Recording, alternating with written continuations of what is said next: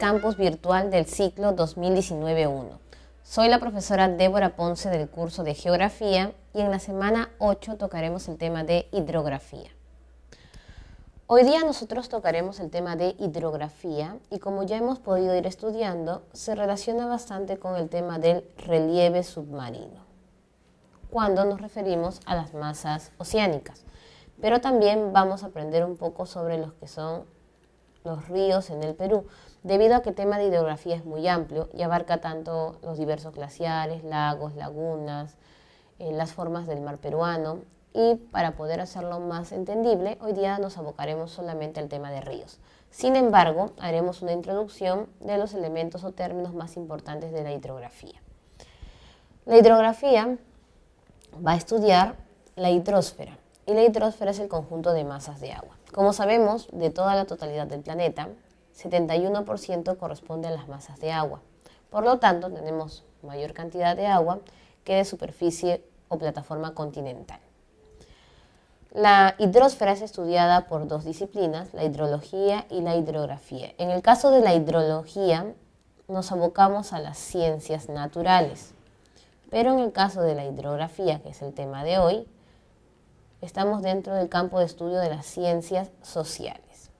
La hidrología nos va a hablar de las características del agua y sus propiedades, pero no nos va a clasificar la distribución de estas aguas. En cambio, la hidrografía se encarga de distribuir las aguas en el planeta y obviamente relacionarla con el estudio del relieve y el clima.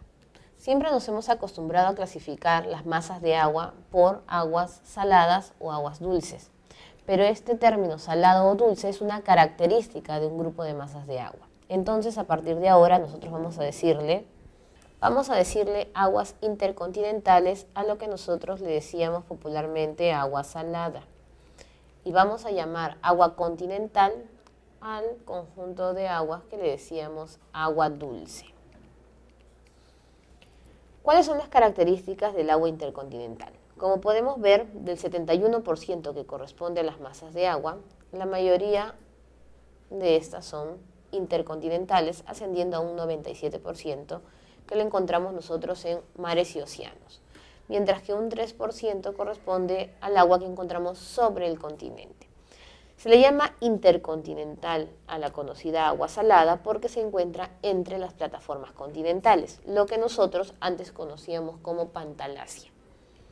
¿Cuáles son las características? La principal es la salinidad, de allí venía el nombre de agua salada. La salinidad va a ser menor o mayor de acuerdo a un conjunto de características. Por ejemplo, según la latitud, mientras más baja sea la latitud, vamos a tener mayor contenido de sal. Y eso es lo que pasa en el Perú. Zonas que están pegadas a la línea ecuatorial contienen en sus mares mayor porcentaje de sal. También se relaciona con la profundidad. Por ejemplo, si nosotros vamos a la playa, solo la brisa oceánica podría llevar la sal hacia nuestros cuerpos. Sin embargo, si nosotros ingresamos dentro del mar, a mayor profundidad vamos a tener menor contenido de sal en nuestros cuerpos. Pero si nos encontramos solo en las orillas de la playa, vamos a tener mayor salinidad.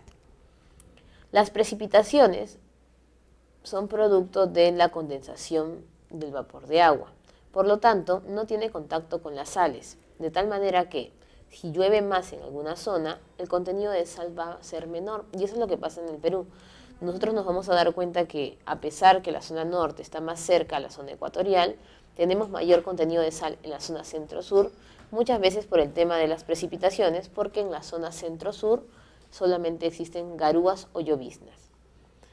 Y un factor para elevar la salinidad es la temperatura, porque todo lugar que está cerca a la línea ecuatorial, es decir, que tiene menor latitud, tiene por lógica mayor temperatura. La temperatura de la masa de agua intercontinental también va a variar en función de la latitud. Como sabemos o hemos escuchado, menor latitud, mayor temperatura. También depende de las corrientes. Por ejemplo, en el caso del Perú, la corriente peruana de Humboldt es un conjunto de aguas frías que va a regular la temperatura, mientras que la contracorriente ecuatorial o la corriente del Niño se encargan de elevar la temperatura en el mar. Y si nos encontramos nosotros a mayor profundidad, la temperatura va a ser menor. Por eso siempre cuando hablamos del fenómeno de la Niña, decimos que ascienden las masas frías de agua del fondo oceánico. Mientras que si estamos nosotros en la orilla de la playa, vamos a encontrar mayor temperatura porque tiene contacto directo con la insolación o los rayos solares. El color de las masas intercontinentales depende mucho de sus nutrientes. Vamos a encontrar mares azules casi siempre en el hemisferio norte o en zonas cerca al Ecuador. El agua de color verdoso cuando tenemos la presencia de fitoplancton, como en el Perú sucede. Rojizo de tipo de algas rojas. Amarillo por la arcilla o limo que tienen las playas. O negro de acuerdo a las algas o animales que se encuentran en el lugar. Entre otros colores que se pueden dar en las masas oceánicas. La densidad, que es la fuerza o peso que tiene el agua, va a ser mayor siempre al contenido de sal. Por eso que en la costa centro y sur del Perú existe mayor densidad. Y también depende de la profundidad. Mientras más profundo es el océano, va a tener mayor peso en las fuerzas del agua. Cuando hablamos de intercontinental nos referimos entonces a océanos y mares. Los océanos, ya los conocemos, está el Pacífico, Atlántico, Índico, Ártico y Antártico. El Pacífico se cataloga por ser el más rico en recursos. Tiene mayor tamaño, mayor profundidad e islas.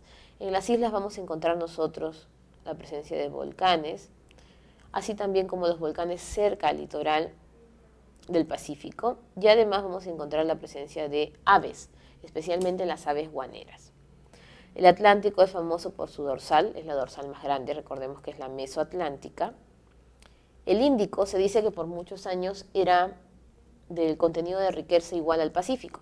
Lamentablemente los temas de contaminación y comercio hicieron que los recursos del Índico disminuyeran.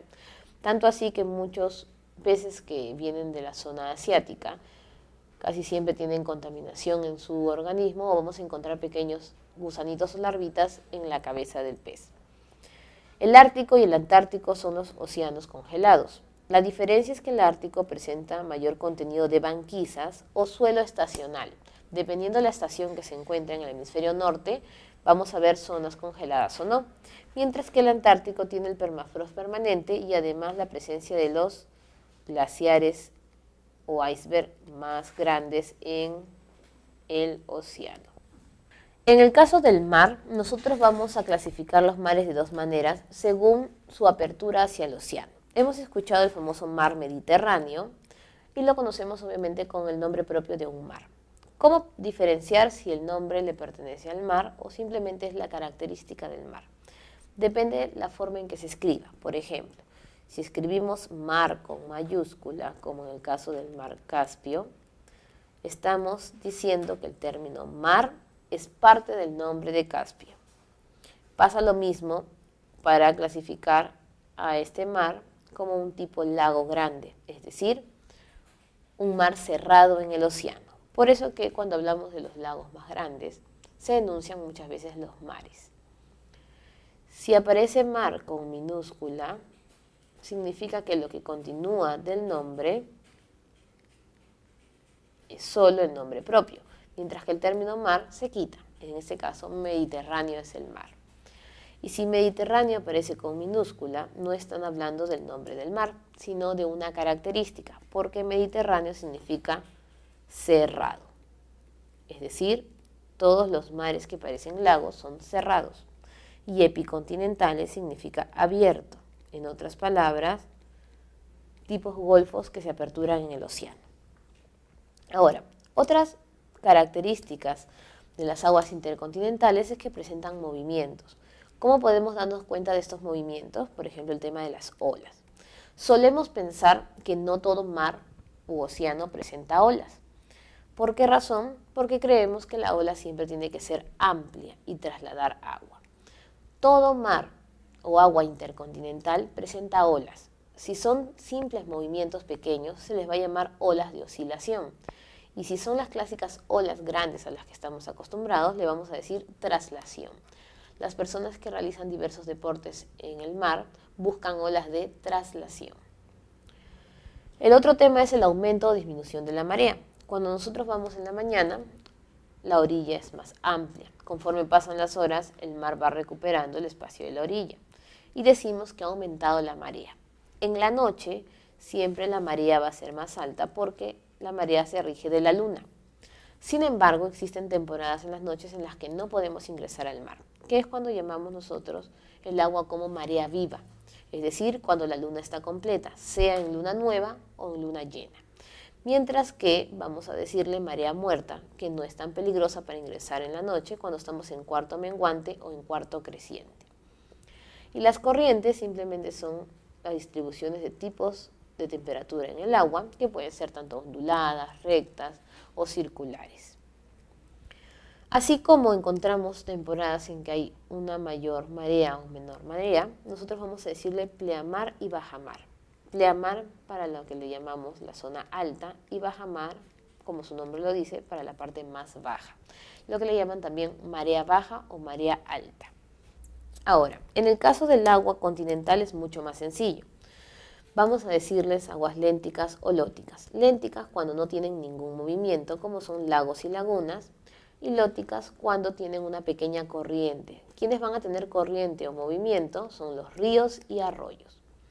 Dentro de otros tipos de aguas continentales vamos a encontrar los glaciares, los casquetes polares, los mantos freáticos, también llamadas aguas subterráneas, o el vapor de agua. En este caso, a pesar que el agua continental es mínima, oscilando a un 3%, de este 3% casi todo se encuentra en los glaciares, siendo un 69%, incluyendo parte de los casquetes. Por lo tanto, cuando hablamos del calentamiento global y el problema de deshielar estas masas de glaciares o casquetes, estaríamos perdiendo casi más del 50% de las aguas continentales, es decir, un 1.7 o 2% de la totalidad del agua del planeta. Y es un problema debido a que nosotros consumimos el agua continental y no el agua salada o intercontinental, porque transformar el agua intercontinental en una masa de agua potable es mucho más caro y dificultoso que utilizar el agua continental. Como dijimos, nosotros nos vamos a centrar más que todo en los ríos. Entonces el río es una agua lótica en movimiento que presenta una mayor extensión a un pequeño arroyo. El río también tiene partes. Por ejemplo, casi todos los ríos se inician en la zona andina o montañas. A esta zona también se le conoce como divortium aquarium o divorcio de agua porque las aguas se distribuyen en diversas direcciones.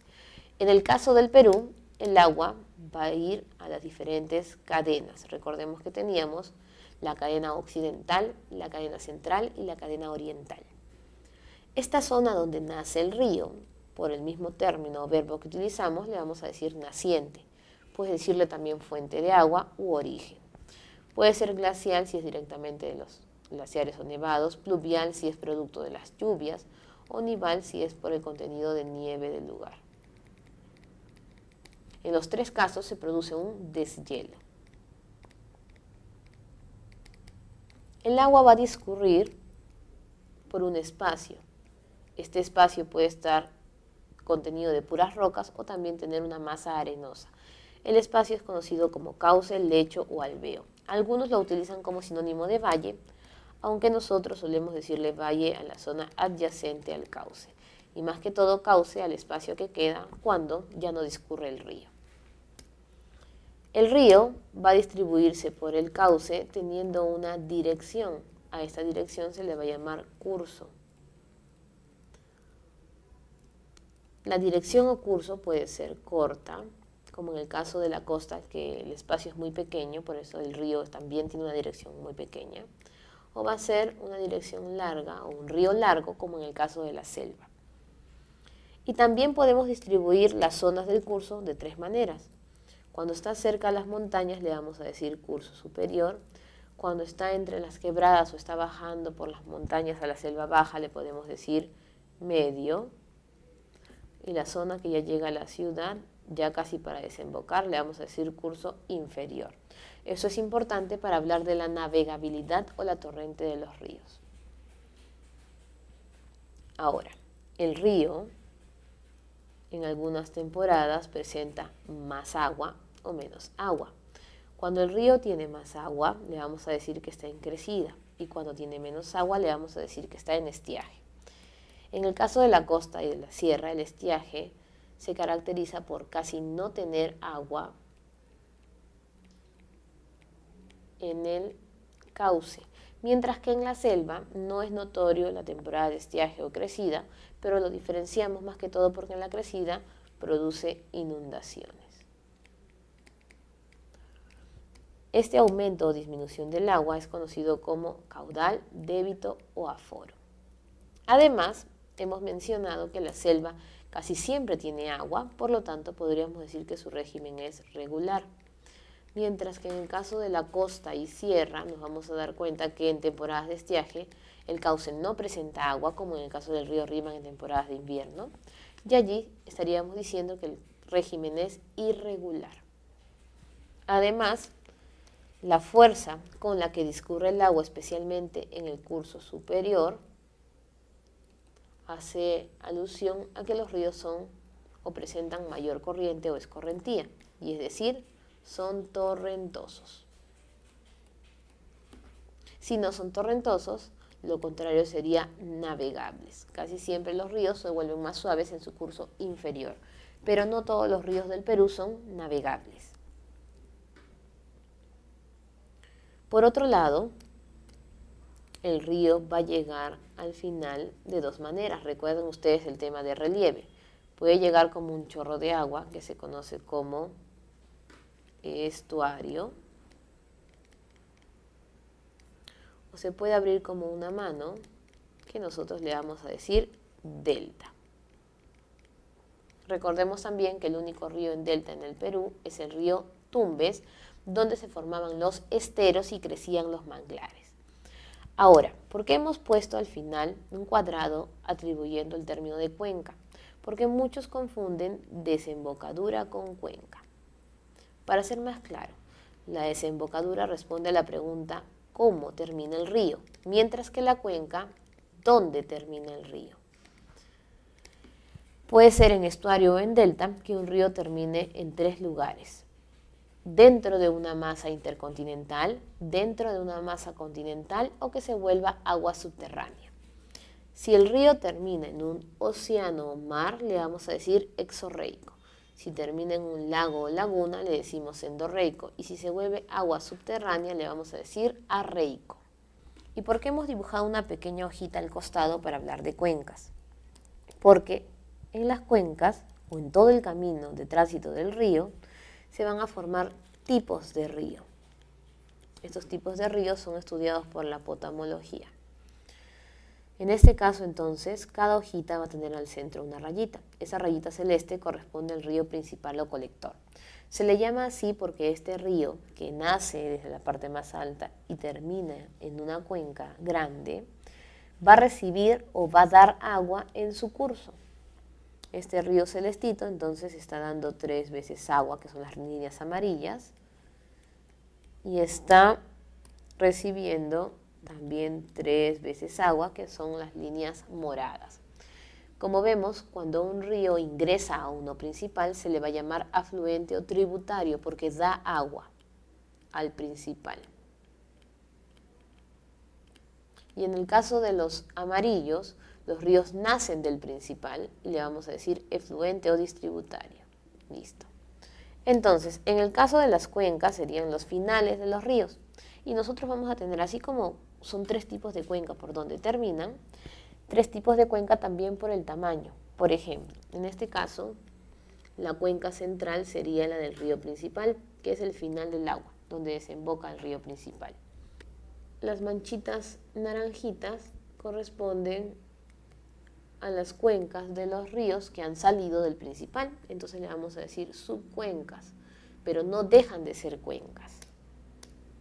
Las manchitas rojitas corresponden a las desembocaduras dentro de los ríos principales. Y como van a ser al final parte de la cuenca morada, le vamos a decir intercuenca. Casi siempre nosotros contamos las moraditas y naranjas, es decir, las cuencas grandes y las subcuencas. Por allí hemos dibujado un río blanquito que no recibe ni nunca da agua de nadie, pero también tiene una cuenca. Pero como es pequeña, sin recepción de agua, le decimos cuenca interna, pero no deja de ser cuenca. Ahora, una cosa es que el río o afluente ingrese al río principal y otra es que dos ríos principales se unan formando otro principal.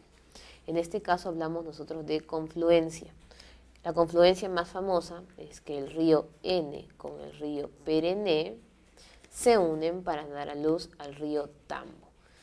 Se da otro nombre al nuevo río porque ambos ríos que se juntaron son ríos principales. Listo. Ahora, ingresando al término de los ríos en el Perú, lo primero que tenemos que hacer es reconocer cuántas son las vertientes hidrográficas. Y para eso deberíamos diferenciar el término río, unidad hidrográfica y vertiente. El río es uno solo. Puede ser principal, afluente, efluente, un río solitario. La unidad hidrográfica es el conjunto u hojita de un sistema de ríos afluentes o efluentes. Y la vertiente es la unión de varias unidades hidrográficas entre sí hacia una misma dirección. En este caso, nosotros en el Perú tenemos 3 vertientes hidrográficas, porque son 3 las direcciones en las que viajan las unidades hidrográficas. Bien se van hacia el oeste, hacia el este o hacia el sur. Tenemos entonces la vertiente del Pacífico, Titicaca y Amazonas. La del Pacífico es la que se dirige hacia el oeste, la del Amazonas hacia el este y la del Titicaca hacia el sur. Ahora vamos a hacer un cuadro resumen para entender estas vertientes y luego ya empezar a hablar de cada río de las vertientes. Característica principal. Se dice que la vertiente del Pacífico es considerada la más poblada porque si nosotros recordamos, casi todos los valles están llenos de casa. El mejor ejemplo es el río Rímac. La Titicaca es binacional porque le pertenece tanto a Perú como a Bolivia. ¿Por qué? Porque el lago Titicaca es también binacional. Y la más extensa es la del Amazonas, no tanto por la cantidad de ríos o unidades que posea, sino más que todo por quien rige el camino, que vendría a ser el río Amazonas. Como el río Amazonas es el río más grande del mundo, toda la vertiente por donde discurre el Amazonas es la más extensa. Podemos contar por número cuencas, recuerden las bolitas finales donde desembocaban los ríos, o unidades hidrográficas, que es el conjunto de ríos hacia una zona. Si contamos las cuencas, el Pacífico tendría 53, Titicaca 9 y Amazonas 45. Pero si contamos las hojitas, el Pacífico tendría 62, Titicaca 13 y 84 Amazonas. Si se dan cuenta, varía el número, pero no el orden. Siempre la que tiene mayor número de ríos vendría a ser la del Pacífico, luego estaría la del Amazonas y la del Titicaca, salvo el caso cuando hablamos de unidades que se invierte el Pacífico con el Amazonas. Recursos. Cuando hablamos de recursos hablamos de los pececitos en el río o de repente de moluscos o crustáceos. La que tiene mayor contenido de pececitos es el Amazonas. Por allí alguno de ustedes dirá, pero el Pacífico se supone que tenía mayor cantidad de recursos. Pero cuando hablamos del Pacífico océano decimos que tiene más recursos. Pero si hablamos del Pacífico como conjunto de ríos, nosotros no consumimos pececitos del río Rímac, por ejemplo. Es porque no existen muchos peces, más que todos tenemos camaroncitos. Y la del Titicaca es regular porque no hay diversidad de peces, además que es muy pequeña la zona de la cuenca. Navegabilidad. Ningún río del Titicaca es navegable. El que es navegable es el lago Titicaca, no los ríos, porque están envueltos entre montañas, además que son circulares y no tienen un viaje extenso. Todos los ríos del Amazonas son navegables en su curso inferior, salvo el río Ucayali, que es navegable desde su curso medio. Y en el caso del Pacífico, el único río navegable es Tumbes, aunque se dice que ya por los años ha perdido navegabilidad. Origen. Todos van a iniciar en la zona glacial y pluvial. producto de las lluvias. La diferencia va a ser nival, Pacífico y Amazonas son nivales, mientras que el único que tiene origen en lagos por la cantidad de agua que posee y las lluvias es la del Amazonas. Naciente. Así como hablábamos que habían 3 direcciones, recordamos para la naciente el tema de la cordillera de los Andes y decíamos que la cordillera de los Andes tenía 2 nudos. El nudo de Pasco en Pasco y el nudo de Vilcanota en Cusco. Además teníamos 3 cadenas, la cadena occidental, la cadena oriental y la cadena central. Y la central no terminaba porque aparecía el lago Titicaca. Nosotros dijimos la clase de cordillera de los Andes de relieve que había una regla que utilizar en los ríos. Por ejemplo, los que nacen en la cadena occidental casi siempre se van al Pacífico. Los que nacen en la cadena oriental casi siempre se van hacia la selva, es decir, al Atlántico. Y los de la central, más que todo, dan origen a los ríos del Titicaca. Pero aquí ya para ser exactos, la cadena occidental sigue siendo la naciente del Pacífico. En la Amazonas no solamente vamos a hablar de la cadena oriental, sino de los nudos en general. Y como el Titicaca está al sur, vamos a hablar de las 2 cordilleras que están al sur y nosotros las mencionamos en el tema de relieve. Cordillera volcánica para el lado de la costa y Carabaya para el lado de la selva. Luego, según desplazamiento, recuerden cómo se llamaban los valles. Los valles de la costa eran valles transversales porque tenían un viaje corto y horizontal. En este caso va a ser igual, de este a oeste. En el caso, por ejemplo, del río Amazonas, nace en la cadena occidental, pero no viaja hacia el oeste, sino hacia el este. Y allí nos vamos a guiar del término de la selva. Es transversal y longitudinal a la vez, porque son más largos, y viajan del oeste al este. Entonces, no solamente manda la cadena, sino además hacia dónde van. Los del Pacífico siempre van al oeste y los del Amazonas siempre van hacia el este. Y en el caso del Titicaca, como le dan la vuelta al Titicaca, es decir, este es el Titicaca y le va a dar la vuelta el río, le vamos a decir entonces nosotros un viaje radial porque busca el centro y centrípeto porque contrae. La desembocadura, todos los ríos en el Perú terminan como chorros de agua o estuarios, solo uno termina como una mano que es Tumbes y es el único río en terminación delta. Por cuenca o donde terminan, Pacífico y la selva son exorreicos porque ambos terminan en océanos. El del Pacífico, su nombre lo dice, en el Océano Pacífico, y el del Amazonas va a ir luego hacia el Atlántico. Y en el caso del Titicaca es endorreico porque termina en un lago o laguna, en este caso en el lago Titicaca. Y los únicos ríos arreicos que se vuelven, es decir, subterráneos, están en el Pacífico. Los cauces son iguales, todos son rocosos, salvo la selva que son arenosos, por eso hablábamos de las playas en la selva baja. En tamaño, cortos son tanto los del Pacífico como el Titicaca y los largos son los del Amazonas, de allí viene el nombre longitudinal. Si hablamos de recorrido, todos son de origen andino, porque están en la cordillera de los Andes, pero la diferencia es que los del Pacífico van hacia la costa y los de la selva hacia la parte del Amazonas. Régimen ya habíamos mencionado, irregular tanto Pacífico y Titicaca, pero como en el caso del Amazonas el estiaje no es notorio, es regular. En base a la regularidad también podríamos hablar del caudal. Si es irregular el Pacífico y el Titicaca es porque tienen poco caudal y siempre vamos a encontrar abundante caudal en el Amazonas que le da el nombre de regular. Y todos los ríos siempre van a ser torrentosos por su origen en la zona de los Andes. La diferencia es que desde el curso medio o inferior el Amazonas ya se vuelve navegable. ¿Por qué? Porque allí están los meandros y los meandros permiten la navegabilidad. Antes de pasar a hablar de cada río, tendríamos que mencionar algunas obras hidráulicas, porque se van a dar cuenta, especialmente en la costa, que todos los ríos mencionan ciertas obras. Un río puede tener un canal.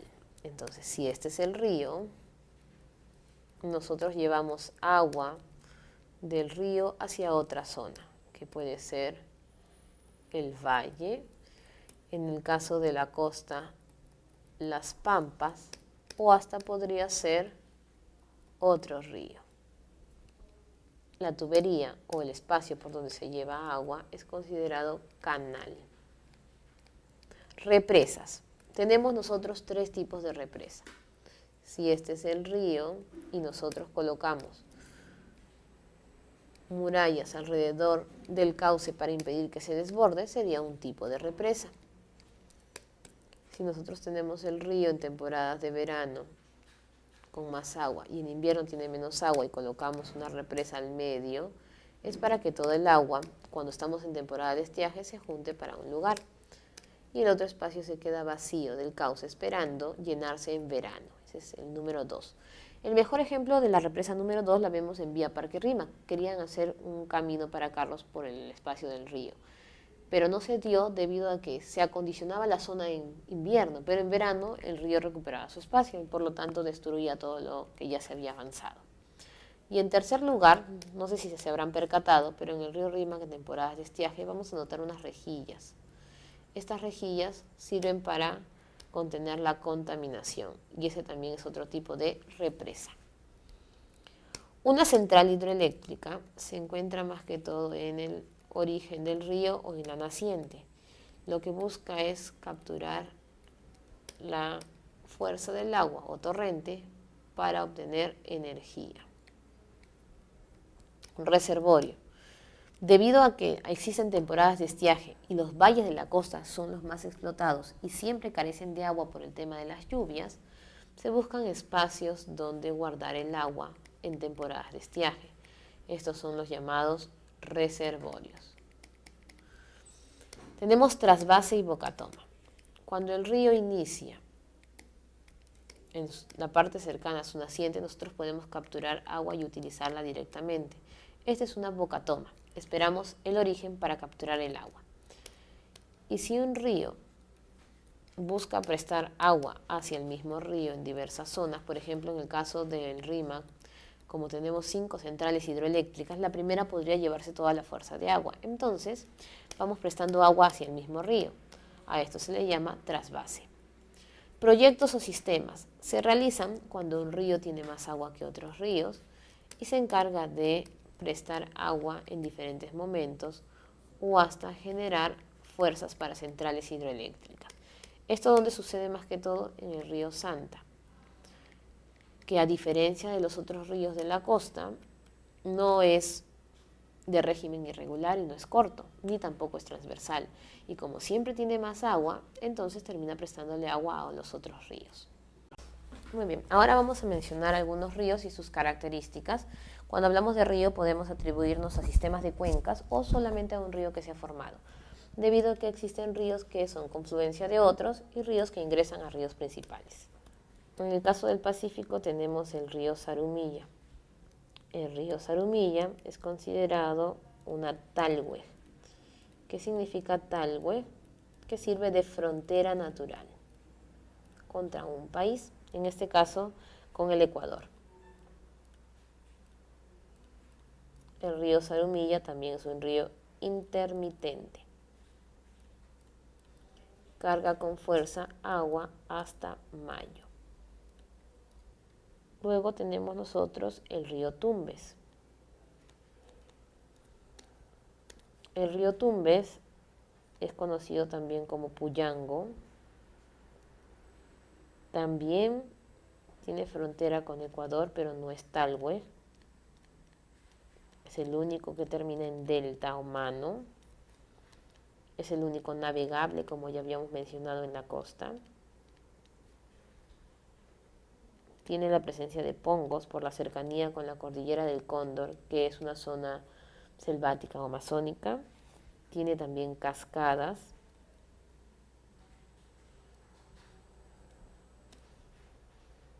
Luego tendríamos el río Chira. Nace en Ecuador como Catamayo. Es el más irregular. Es decir, que tiene menos agua durante todo el año, casi siempre. Tiene uno de los reservorios más importantes, que es San Lorenzo, la represa de Poellos. Luego tenemos Chancay, también es conocido como río Lambayeque. Es el más canalizado, es decir, que tiene la mayor cantidad de canales de irrigación. ¿Por qué? Porque obviamente necesitamos nosotros la fuerza para los valles arroceros. Y como necesitamos siempre agua, vamos a tener allí el reservorio de Tinajones. Luego tendríamos el río Jequetepeque, recordado por ser el valle más arrocero. Por lo tanto, también necesitaría mayor contenido de agua. Jequetepeque nace como río Colorado o de agua colorada o río Grande.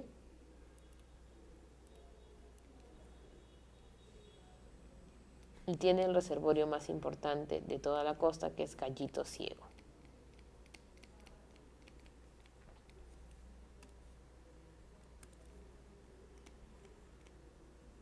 El río Santa es todo lo contrario a las características de los ríos de la vertiente del Pacífico.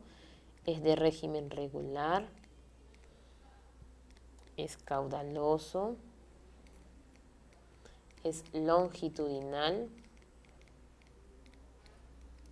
es energético, pero por no encontrarse en la capital, no conseguimos la zona para ponerle centrales hidroeléctricas, sino más que todo para el proyecto especial Chavimochiqui-Chinecas, que presta agua. Recuerden que durante los huaicos del Niño Costero, ese sistema u obra se rompió, por eso que nosotros no teníamos fuerza de agua para prestarnos de Santa. Rímac, uno de los ríos más importantes de la costa, tiene 5 centrales hidroeléctricas, es el que más centrales hidroeléctricas posee. Luego está el Mantaro, lamentablemente es el más contaminado, pero a su vez es el más pecuario, es decir, que tiene mejor ganadería. También es considerado el más poblado. Recordemos que su origen antes era en el Nevado de Paca y ahora hablamos de la zona de Urcos. Su principal afluente es Santa Eulalia. Le llaman también el río de los Huaicos. Y tenemos la cercanía con el Chillón, que es considerado un atractivo turístico y además uno de los más limpios, a pesar que el del Rímac es uno de los más contaminados. Rímac, recuerden que se le decía río hablador porque antes tenía inmensas piedras que sonaban con el influjo de la fuerza del agua, tenía mayor contenido de pececitos. Lamentablemente la contaminación ha cambiado como era el río Rímac. Y Chillón por la fuerza de las gotas que caen de una zona a otra dentro de su cauce. Luego tenemos nosotros el río Ica, que es la extensión del río Tambo, de la confluencia del N y el Perené.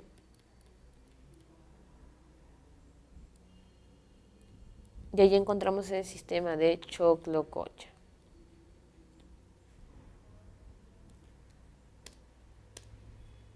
Luego tenemos Majes y Ocoña. Ambos ríos se encuentran en la zona de Arequipa y son importantes por los cañones que tienen. En el caso del Majes es el Colca y en el caso del Ocoña el Cotahuasi. Luego tenemos el río Chili. Recordemos siempre que lo más importante para nosotros en la costa casi siempre es Lima, pero un segundo punto importante es Arequipa. Y Chile es considerado importante por no solamente abastecer la Reserva Nacional de Salinas y Aguada Blanca, sino por tener una de las centrales más importantes de la costa luego de las del Rímac, que es Charcani B. Y tenemos dos ríos importantísimos, Tambo, por ser el más extenso, nace desde la zona andina, del otro extremo de la occidental, y el Caplina, por ser el río más arreico, es decir, de agua subterránea. Ahora pasaríamos a la vertiente del Amazonas. Lo primero que tendríamos que hacer es hablar del río Amazonas, que si bien No conforma el río en sí para el Perú, por ejemplo, es el río más grande del mundo, pero para nosotros el río más grande sería el Ucayali, porque está dentro del sistema del Amazonas. Dentro del Amazonas, entonces, o características, son más de 25 características. Es el más grande, el más profundo, el más caudaloso, el más energético,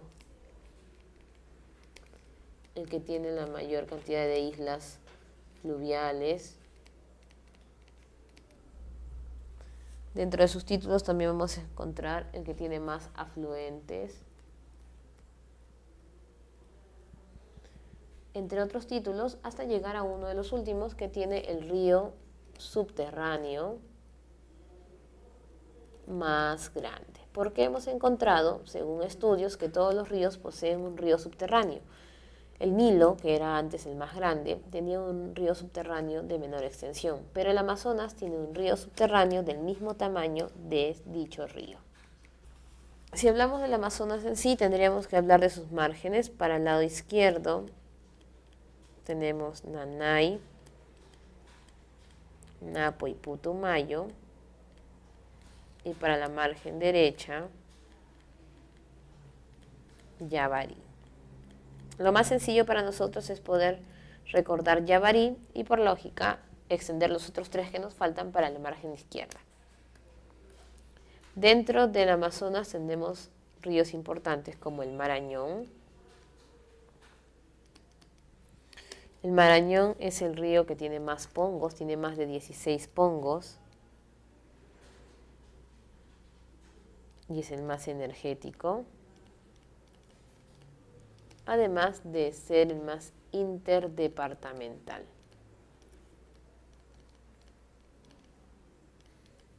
Bien. Luego tenemos Huallaga. Recuerden, tiene el valle amazónico más grande, más extenso. Y es afluente del Marañón por la margen derecha. Tenemos luego Mantaro. Mantaro es similar al Rímac. El Rímac es contaminado, el Mantaro también es contaminado, pero en este caso por minería. Tiene también centrales hidroeléctricas, son 4 centrales hidroeléctricas, casi llegando al Rímac, siendo las más importantes Santiago Antunes de Mayolo y Restitución.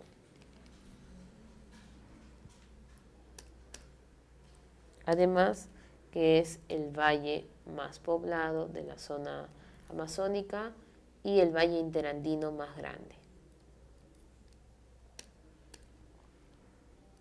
Apurímac es famoso por tener el mismo origen que el río Amazonas, que es la quebrada de Apacheta. Es el primero en llegar al río Amazonas.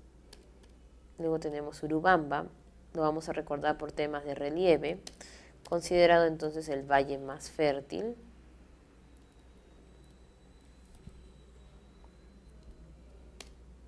Ucayali, que es uno de los más importantes, es considerado el más extenso y el más navegable. Casi todo el río es navegable, siendo un 80% de navegabilidad. Putumayo también es talweg, al igual que Zarumilla, y ambos, tanto Zarumilla como Putumayo, son ríos boreales, es decir, que están más hacia el norte de nuestro país. Y otro de los importantes tendríamos Madre de Dios. Antes se decía que Madre de Dios era una cuarta vertiente, porque no encontraban similitud del río de Madre de Dios con los otros ríos. Pero luego se dieron cuenta que Madre de Dios tenía una extensión hacia Brasil. Esta extensión sería en este caso el río Madeira. Cuando examinaron o analizaron el río Madeira, se dieron cuenta que tenía las mismas características que el río Amazonas, sumando la extensión al Amazonas y concluyendo que Madre de Dios ya no sería una cuarta vertiente, sino está dentro de la vertiente del Amazonas. Es importante la zona de Madre de Dios porque tiene 16 zonas de vida y 10 zonas, además de protección. le llaman por eso las 26 zonas de vida. Y ya terminando, en el caso del río, la vertiente del Titicaca, aquí es más sencillo porque son menos ríos, y vamos a destacar algunos. Ramis, Coata y Desaguadero. El río Ramis nace con diversos nombres, por ejemplo, le llaman Río Grande, también le llaman río Carabaya, Azángaro y luego Ramis, aunque en algunos lugares lo conocen también como el río Poto, que hace alusión a profundidad, como cuando ellos toman la chicha en esos envases. En el caso del Coata, se presenta con casi los mismos nombres, aunque también le llaman Cabanillas,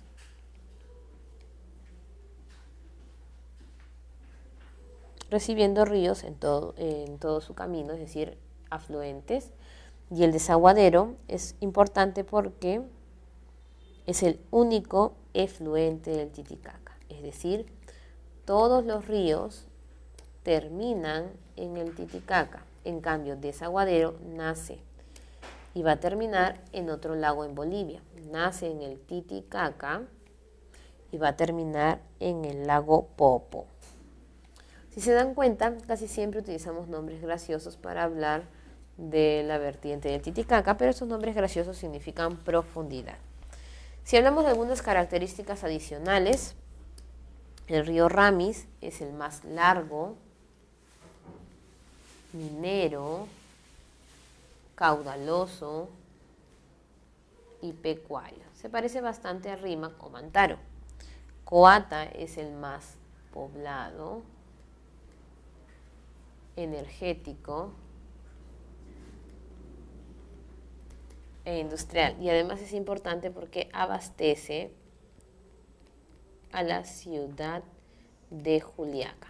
Pero hemos podido darnos cuenta por las últimas noticias del año pasado que este río está sufriendo una fuerte contaminación. Y para terminar el tema de hidrografía, no podemos dejar de hablar del mar peruano y de sus glaciares. En el caso del mar peruano también se le conoce como Mar de Grau. Tenemos una extensión de 200 millas hacia el oeste, es decir, en anchura. Vamos a hablar de su distancia desde la Boca de Capones en la zona o frontera de Ecuador hasta el hito número 1 en Tacna, que se fue este hito definido como frontera marítima por la controversia que tuvimos con Chile y fuimos hasta la Corte Internacional de Justicia.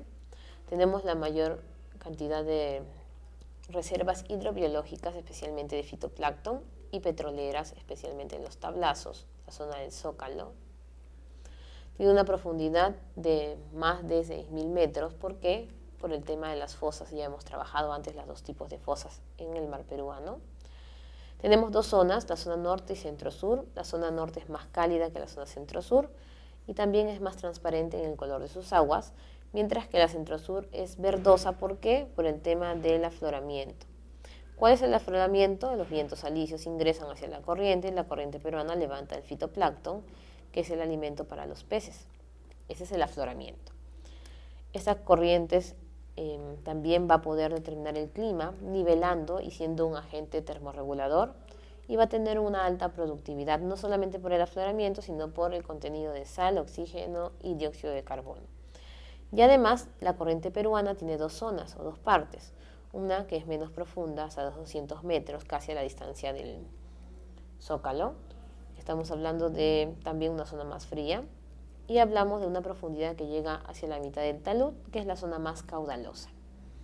En el caso de los glaciares, casi todos están en las zonas altoandinas, en la cordillera de los Andes, teniendo más de 5.000 metros sobre el nivel del mar. Ellos son la fuente de distribución de aguas y almacenamiento de agua dulce o agua continental. El Perú tiene 3.044 glaciares, pero lamentablemente, a pesar de que están distribuidos en sus tres cordilleras más importantes, por el tema del cambio climático, en menos de 54 años ha perdido más del 50% de la masa congelada. ¿Y qué hacer frente a toda esta problemática? Tenemos allí nosotros dos temas que tocar, que es el manejo de cuencas y la gestión de riesgos. ¿Cómo hablar del problema? Cuando hablamos del manejo de cuencas nos referimos al cuidado de los ríos, pero le decimos cuenca porque los ríos se entrelazan entre sí formando confluencias, afluentes o efluentes. ¿Cómo debemos cuidar las cuencas? Por la estabilidad de las zonas o de las laderas, por evitar la contaminación y por hacer un mantenimiento de sus recursos. Si se dan cuenta, el manejo de cuencas hace alusión más que todo al cuidado natural, mientras que la gestión de riesgos hace referencia al cuidado de las personas frente a los problemas suscitados en las cuencas. Y en este caso, cuando hablamos de gestión de cuencas, vamos a hablar de algunos elementos. Vamos a poner un caso social porque la gestión de riesgos se maneja en diversos aspectos y de allí vamos a concluir los términos geográficos. Por ejemplo, si nosotros salimos de casa, posiblemente podemos ser víctimas de diversos problemas. Nos pueden robar, podemos sufrir un accidente de tránsito, podemos hasta perder la vida, de repente por una enfermedad, etc. O podemos ser víctimas de acoso sexual. Vamos a tomar el ejemplo del robo. Entonces, hay situaciones diversas en cuanto al tema del robo.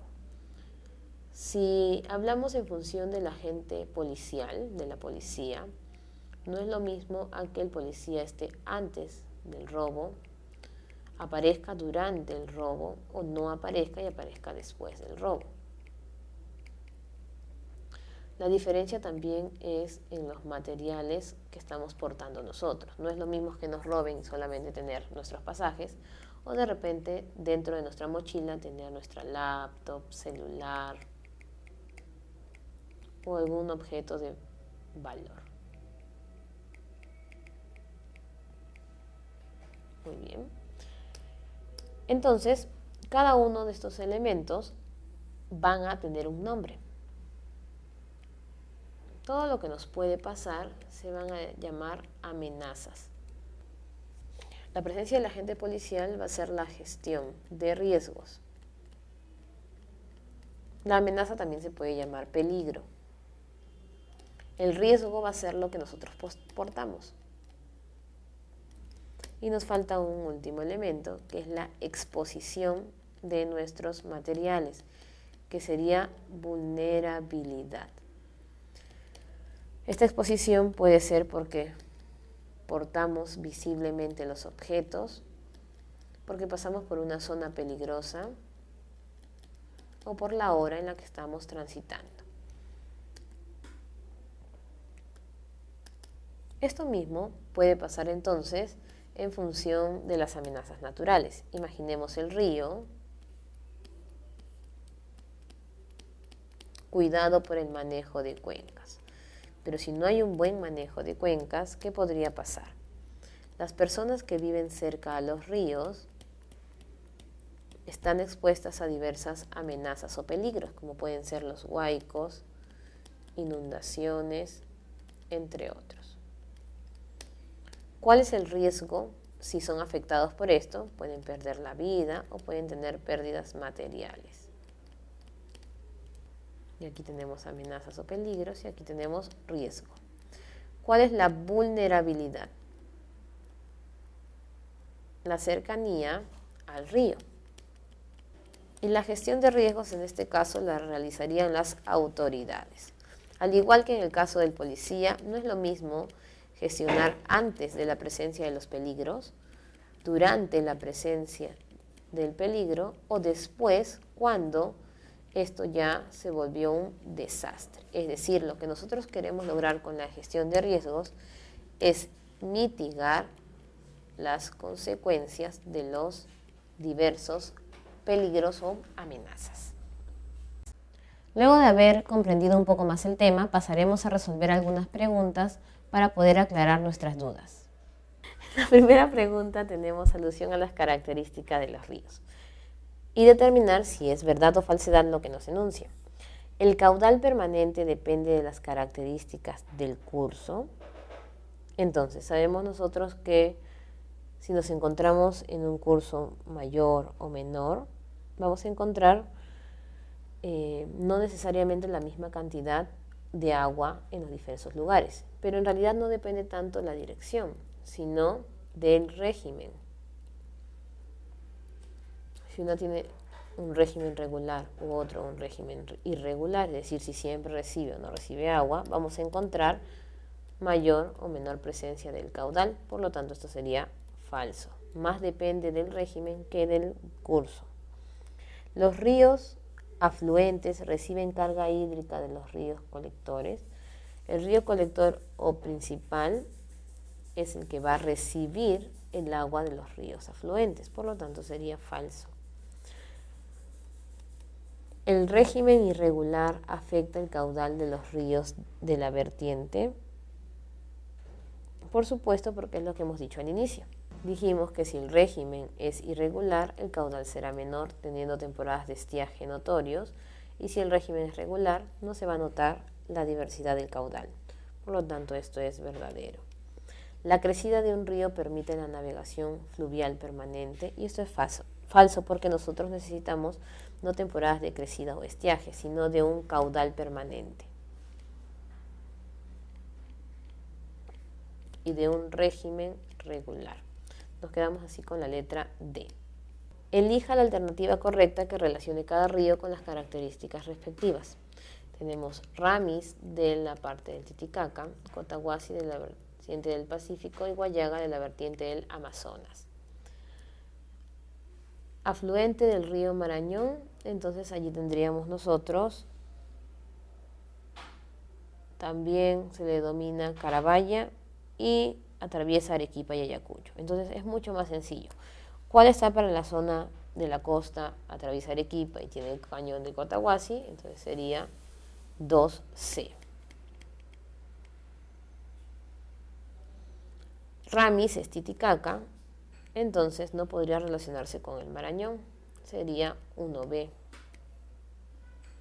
Y Guayaga es Amazonas y obviamente es afluente de la margen derecha del Marañón, sería 3A. Nos quedamos con la letra E.